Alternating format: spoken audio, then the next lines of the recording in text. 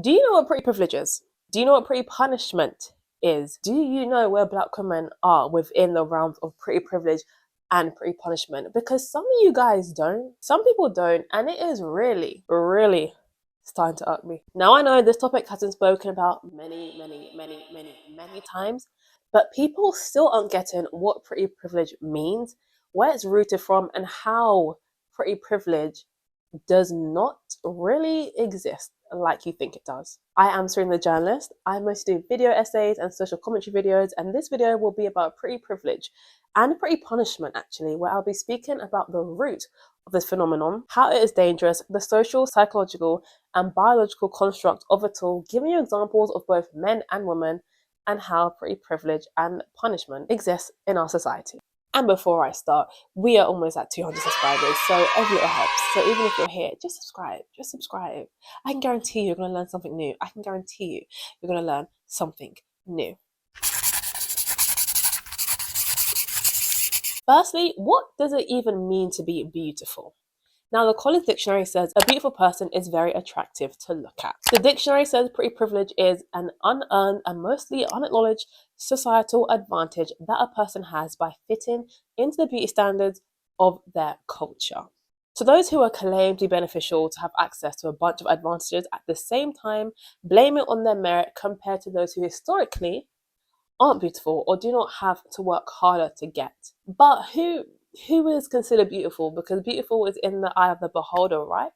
Nope, wrong again. Beauty is actually and unfortunately defined in different ways.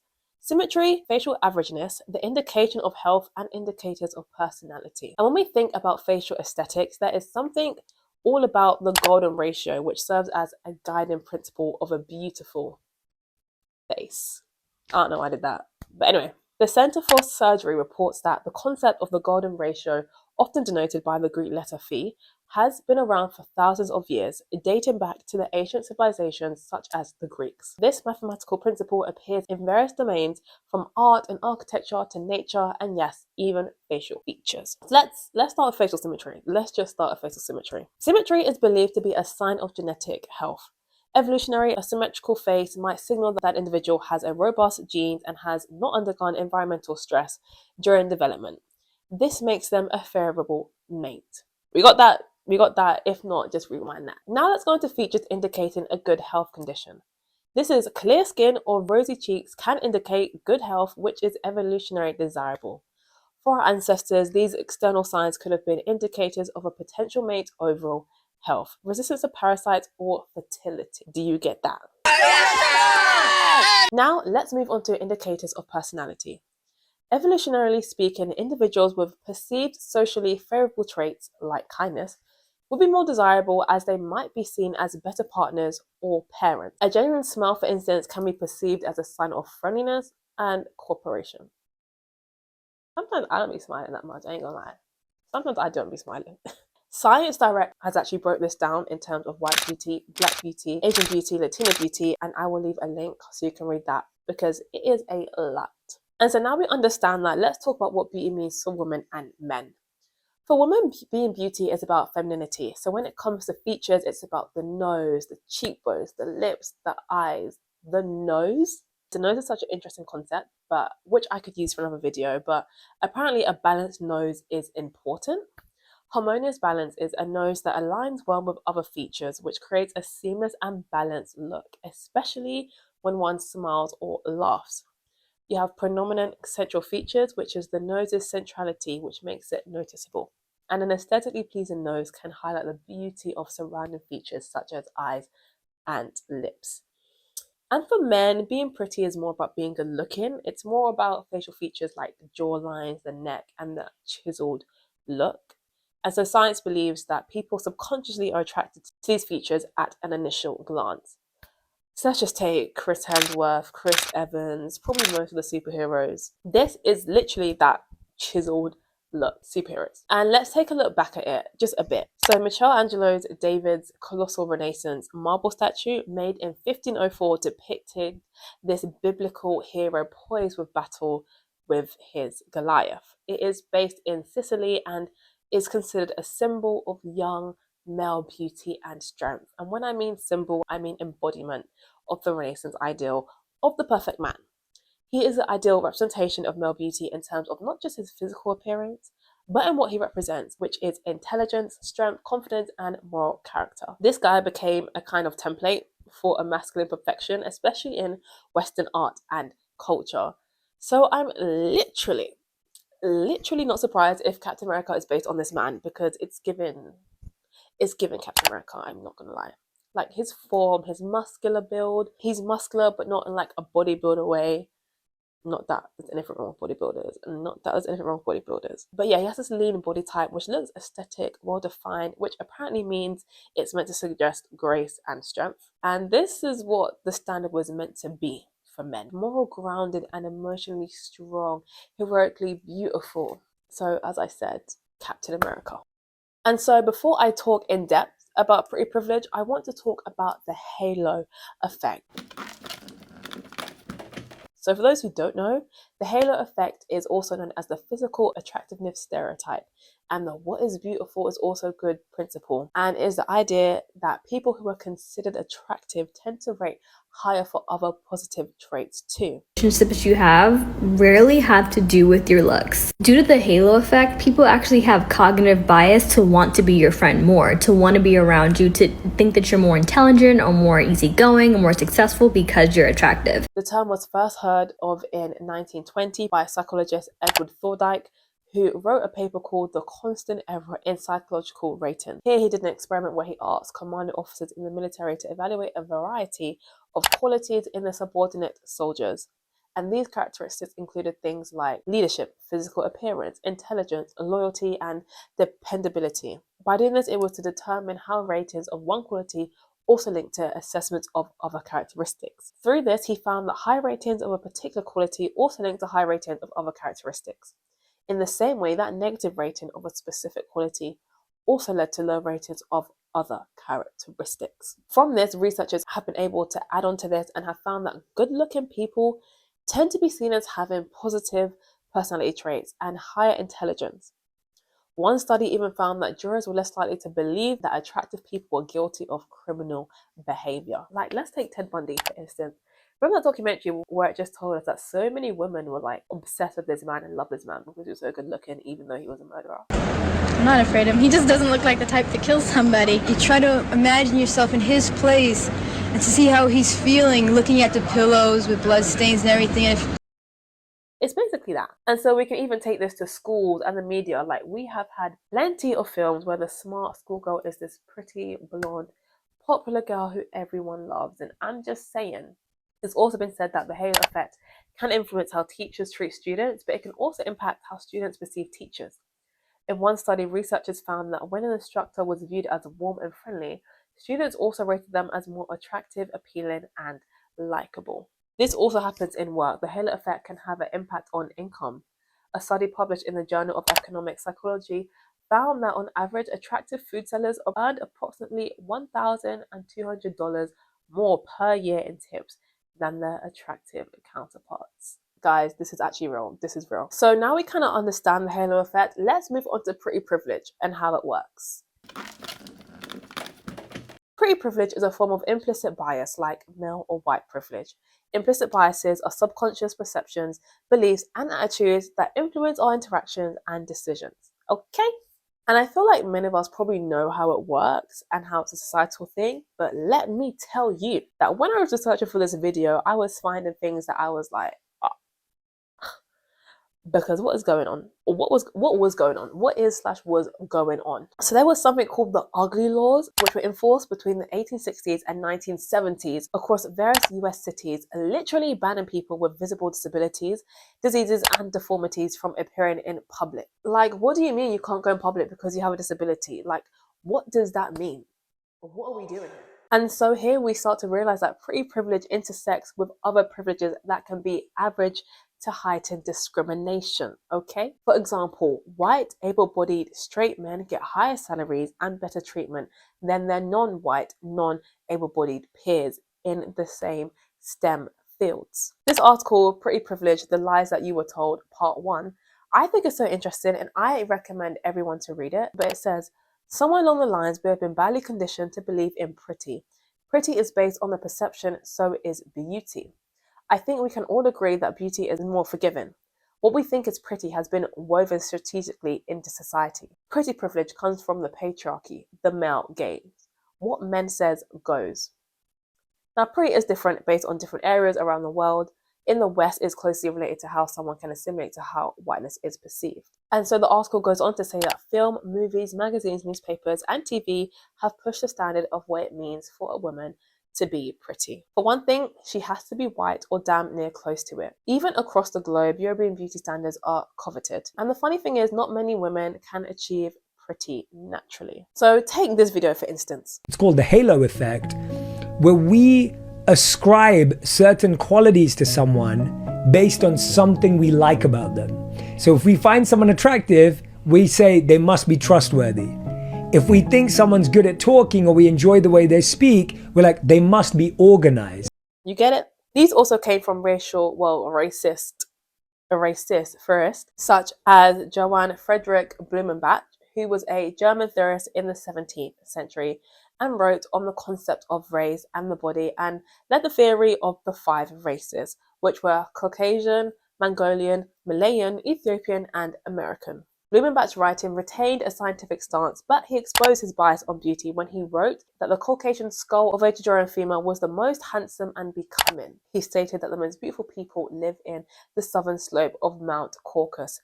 That is, the Georgian people. Or let's take Francis Galton, the cousin of Charles Darwin, by the way. Cousin, blood. Galton defined eugenics as the study of agencies under social control that may improve or impair the racial qualities of future generations, either physically or mentally. Galton claimed that disease and health, as well as social and intellectual characteristics, were based upon heredity and the concept of race. Sometimes I just do not believe in humanity. Like, why?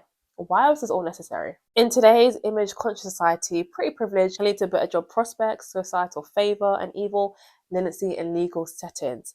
But it's not distributed equally, and so we go back to intersectionality. When intersected with race, it is very clear that white women tend to benefit disproportionately from pretty privilege, largely due to Eurocentric beauty standards and systems that historically position whiteness as the default or ideal. Now, I've spoken about this in one of my other videos, so do click on that after here, as I'm not really going to go into it in depth like I did in my previous videos, so the links will be in the description below. Anyway, Eurocentric beauty standards prioritize features typically associated with white women, such as fair skin, light eyes, straight hair, and delicate facial features. It's these features that have dominated global perceptions of attractiveness for centuries. This comes from colonial histories that elevated whiteness and devalued anything that wasn't part of this box. Now guys, I literally typed in highest paid actresses on Google, and here's a screenshot. Look at what comes up. Whiteness. You have Scarlett Johansson, Reese Witherspoon, Jennifer Aniston, Cameron Diaz, Nicole Kidman. Like, you can see that for yourself. It's crazy. However, I will say that I think the media know that this has been bad for a while, or are trying to be diverse. But even as societies become more diverse, these standards are still held in fashion, film, social media algorithms, and advertising. For instance, light-skinned models and actresses, even within non-white communities, often receive more visibility and praise, which reinforces colorism and marginalizes darker-skinned women. And this is why I have a problem when films try to show diversity by putting a mixed race or light-skinned girl as the ideal. Because are we really making progress? No! No! No! The answer is no, we're not making progress. The answer is no. And so this goes on to my next segment of Black women and pretty privilege. The segment we've all been waiting for. Black women and pretty privilege. Black women sit at the intersection of race and gender, and this is because beauty standards devalue and exercise them at the same time. This creates a tension between pretty privilege and what could be called pretty punishment. Being punished socially, professionally, and culturally for either not fitting into Eurocentric norms or being hypervisible when they do. Black women who have Eurocentric features, such as lighter skin, smaller noses, looser curves, are often perceived as more attractive within mainstream beauty standards. And who do we have to blame for this? Colonialism, globalization, and media dominance. The big 3. When European colonial powers decided they wanted to control large parts of the world, they chose and dominated what aesthetics they thought looked best, which, as you may guess, fell under the realms of light skin, straighter hair. You know where I'm going with this. Therefore, these aesthetics became associated with power, prestige, and even more superiority. Post-colonial societies often carry over those values, and I'm sure we all know now, well, I hope, that skin tone and colorism is a big thing. Many people don't even know this, but the term was created by author Alice Walker, which refers to preferential treatment of lighter skinned individuals over their darker skinned counterparts within the same racial or ethnic group. Colorism operates within communities of colour and is often a legacy of colonialism. We see colorism and pretty privilege intersect a lot, and it's a clear pattern that occurs in our society. Like, there have been so many TikTok videos on this. So many. And so if you really didn't know this by now, I don't know what you're doing on social media. Women who hold this privilege are more often featured in media, cast in romantic roles, and celebrated for their appearance. Take Zendaya, a great actress who has had many roles and has somehow turned into the poster girl for black women. She was on that list I mentioned earlier and was the only black woman on the list. Girl, I love you. I love Zendaya, but is she really better than Viola Davis? Is she really better than Kerry Washington? Is she really better than Taraji B. Henson? Can we talk about it? Can we be real? Can we just be real quick? Can we be real quick? But Zendaya knows this. She said back in 2018, I'm Hollywood's acceptable version of a black girl. And I'm happy that she kind of knows this, because I feel like it's easy to kind of be blindsided when you're part of the privileged group. So, you know, shout out for her for being aware. Shout out for her. And you have actresses like Keke Palmer, who was also a child star and has openly discussed how her darker skin has influenced the opportunities and recognition that she deserves. So we see pretty privilege play out when many light-skinned actresses can be the center of love, but then we have dark-skinned actresses like Denai Guerrera or Viola Davis who often get roles centered on strength, trauma, or struggle, less often love interest or glam roles. Like, why can't they be the love interest? Like, dark-skinned women deserve love too, and not struggle love, just love. But Viola said it so herself when she won her award for, I think it was How to Get Away with Murder, where she said this: "The only thing that separates women of color from anyone else is opportunity.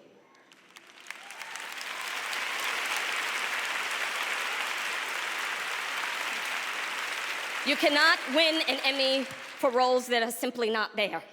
Like, we have Beyonce in the music industry, who historically receives more favorable media attention in Destiny Child. And let's not even get into the colorism allegations of her not being able to sunbathe when she was in Destiny Child, because what was that? And do you guys remember this pic?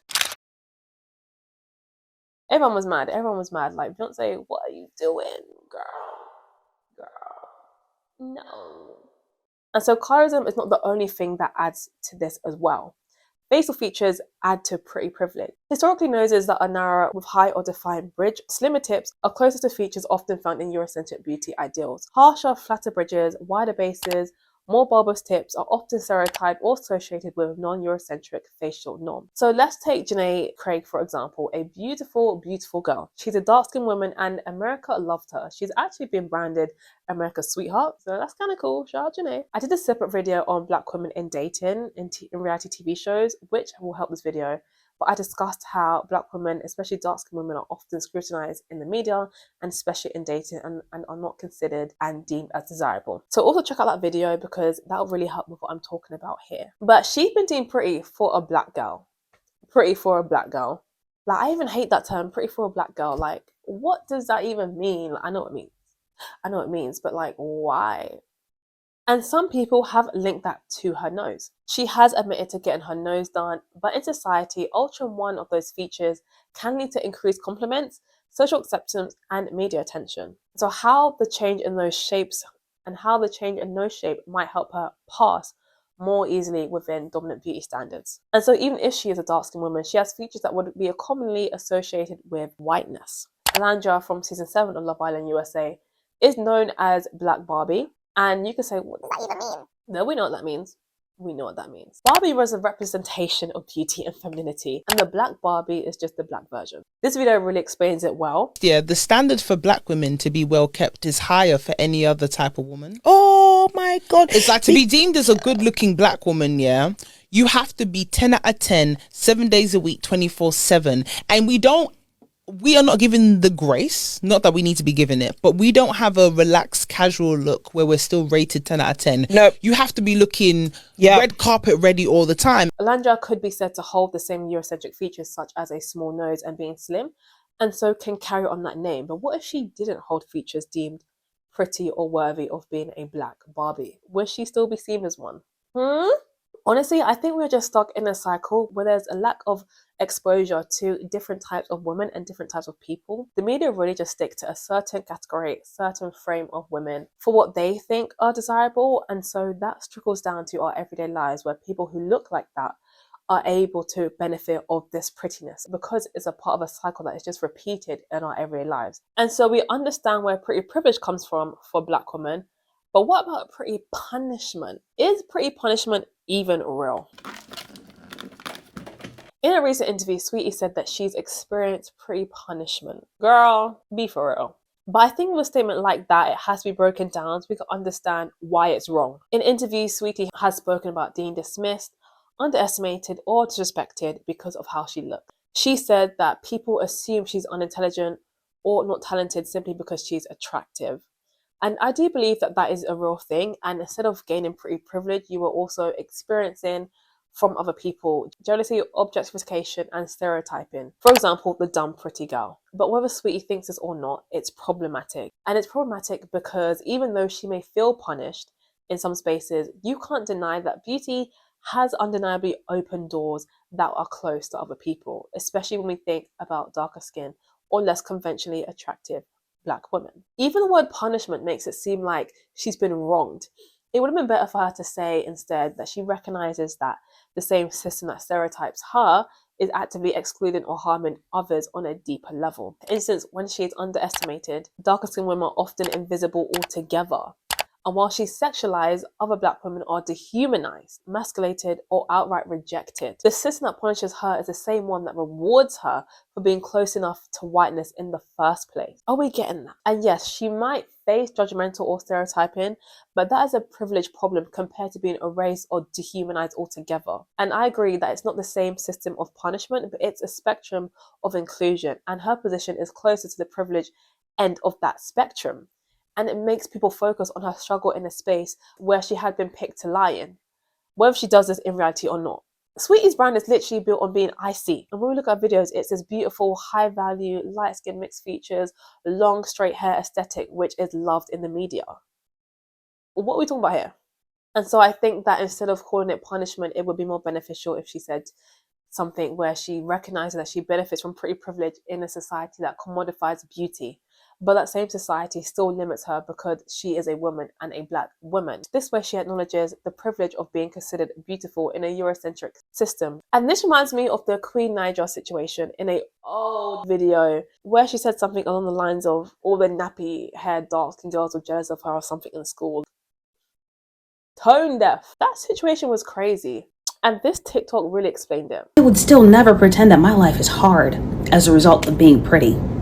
I'm not going to sit here and pretend like I don't have it easier than your average person, that I don't have it infinitely easier than someone who is conventionally unattractive.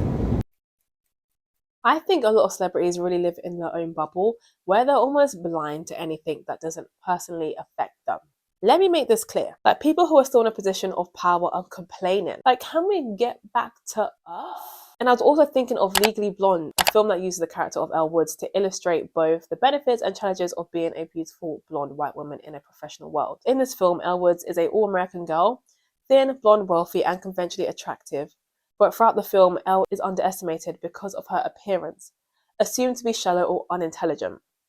The punishment. However, it's also her charm and beauty that allows her to navigate spaces more easily and earn sympathy from others. The privilege. Her femininity is never a barrier to access. Rather, it's a tool she learns to wield more effectively. The privilege. A woman of color, though, in the same space would likely not receive the same benefit of the doubt. If a Black or South Asian woman showed up to Harvard Law School in a hot pink outfit with a chihuahua in her hand, the outcome might be very different and treated less as quirky and more as inappropriate or unprofessional. So, are we getting it? Did you get that? Pretty punishment cannot really exist because you are already benefiting from something that other people are not able to benefit from. Nah, I'm sorry, sweetie. I'm sorry, girl. I'm sorry. And this TikTok video also explains it very well. You are going to disproportionately benefit. And it's as simple as that. Yes, there may be girls who don't want to be your friend, but it doesn't stop your life. You still benefit in ways that are disproportionately more positive than maybe the ways that you don't benefit. The things you lose will never add up or equate to the things that you gain. And so in conclusion, pretty privilege is real, it's messy, and it's not just about being like, oh, I got free drinks. It's a whole system rooted in history, power, Eurocentric standards, patriarchy, media conditioning, the whole lot of it. And while being considered beautiful can open doors, what kind of doors those are and how wide they're swung open and whether you're even invited to walk through the door depends on your race, gender, features, and a whole lot of isms that I have explained in this video. So yes, pretty privilege exists, but that pretty punishment that people talk about, that isn't the same thing. That isn't the same thing as being systematically excluded from the table entirely. And so let's not be confused by giving a seat at the side with not being invited at all. We live in a world where whiteness is still the blueprint for what's considered beautiful, and everything else is measured in how close it comes to a standard to that. So if you benefit from that system, it's okay to acknowledge it. That's no shade, that's literally awareness. And if you don't benefit from it, you are not imagining it. It's possible you don't benefit from these systems. And so I hope that really summed up pretty privilege and pretty punishment, because I was really annoyed that Sweetie said this. I was really annoyed. And the fact that we're still having these conversations and we're having silly conversations at that really irked me, and which made me make this video. And so what do you guys think of pretty privilege? What do you think of pretty punishment? So I hope you guys enjoyed this video. Please do like, comment, and subscribe. We're on the way to 200 subscribers. And every little helps, literally. I am Serena the Journalist. I also write Substack, so the link is in my bio because I'm a journalist. I actually am a journalist, so I write. The link is in my bio, so subscribe to my Substack as well to read more articles from me. And I'll be back very soon with another video.